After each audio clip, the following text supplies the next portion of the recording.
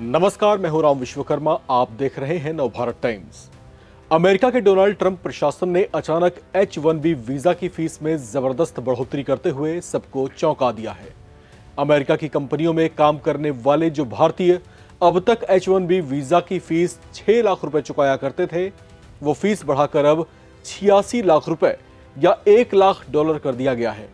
हालांकि ये बढ़ी हुई फीस पुराने कर्मचारियों से नहीं वसूली जाएगी, बल्कि अमेरिका जाकर वहां की कंपनियों में काम करने के इच्छुक उन भारतीयों से वसूला जाएगा जो H-1B वीजा के लिए अप्लाई करेंगे।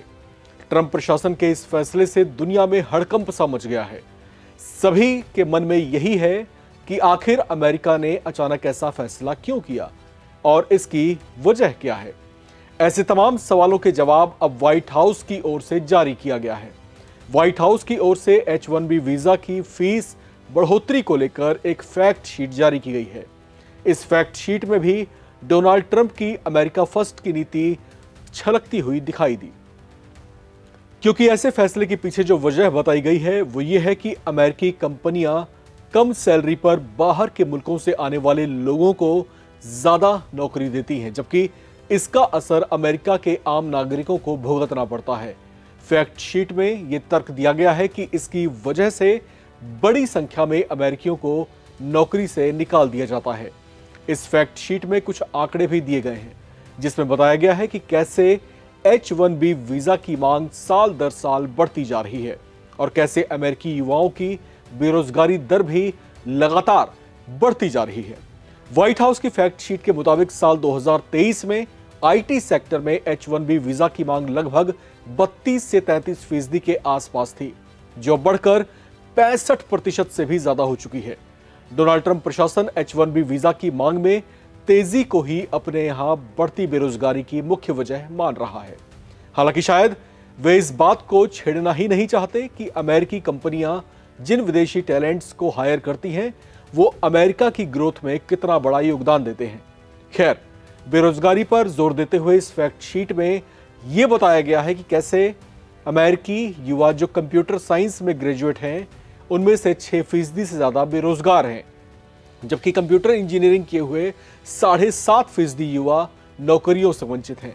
इसी तरह से बाकी सेक्टर्स का भी हाल है।